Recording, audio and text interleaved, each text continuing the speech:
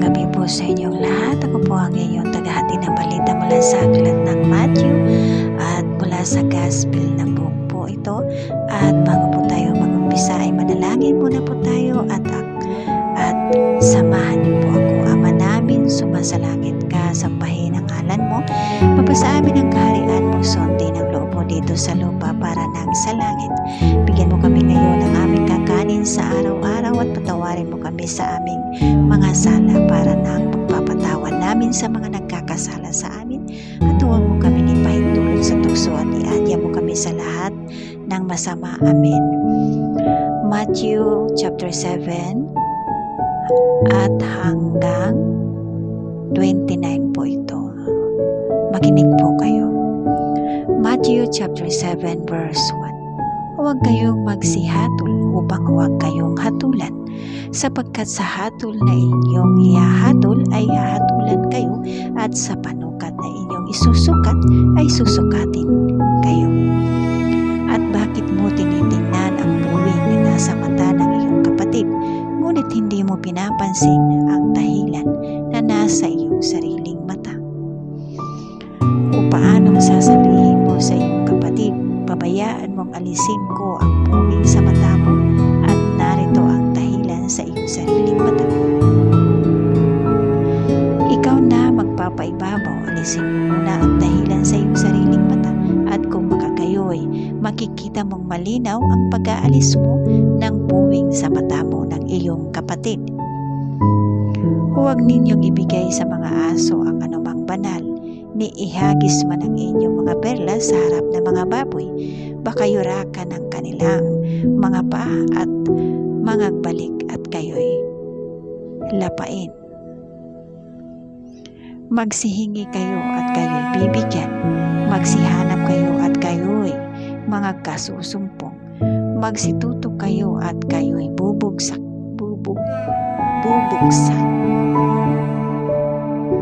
Sapagkat ang bawat humihingi ay tumatanggap, at ang humahanap ay nakasusumpong, at ang tumutuktok ay binubuksan.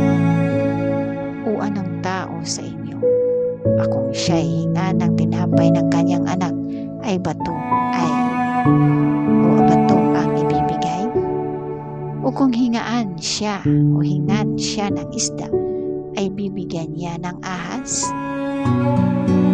Kung kayo nga bagaman masasama ay marunong magbigay ng mabubuting kaloob sa iyong mga anak, gaano pa kaya ang inyong Ama na nasa langit na nagbibigay ng mabubuting bagay sa nagsisihingi sa Kanya?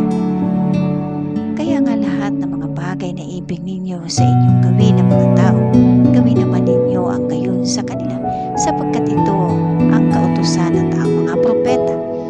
Kayo'y magsipasok sa mga makipot na pintuan, sapagkat maluwang ang pintuan at mapalad ang daang patungo sa pagkapahamak, at marami ang dooy nagsisipasok.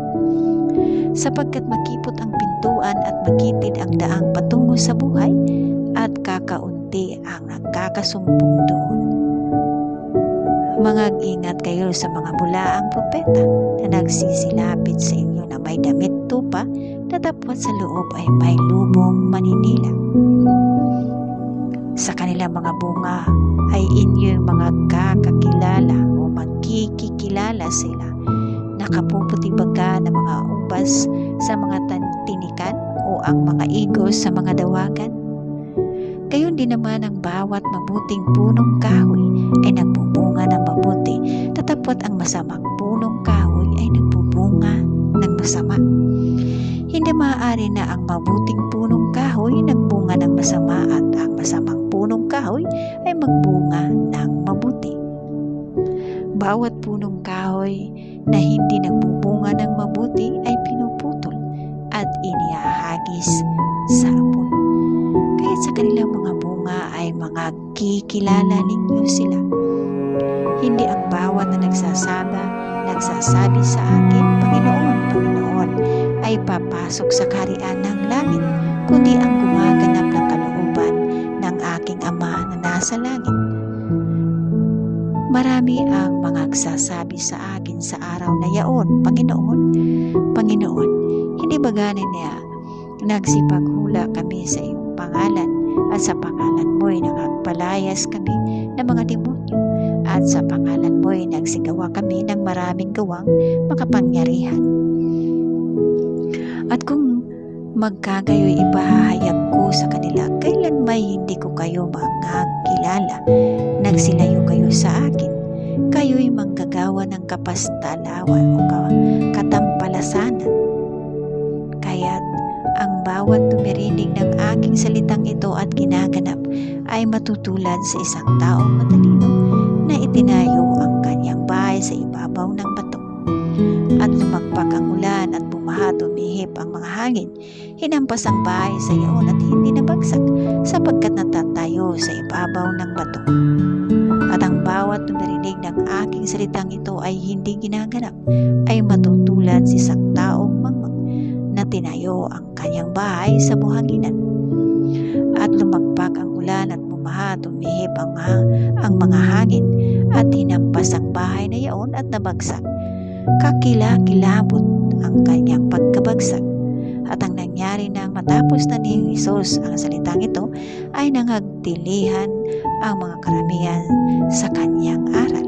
Talas 1 Mateo chapter 7 verse 29. Sapagkat sila'y kanyang tinuturuan tulad sa may kapamahalaan at hindi gaya ng kanilang mga eskreba. At ano po ang nalaman niyo po sa aral na po to o aklat na po ito? Ano nga ba ang mga ipinipihawatig po dito sa mga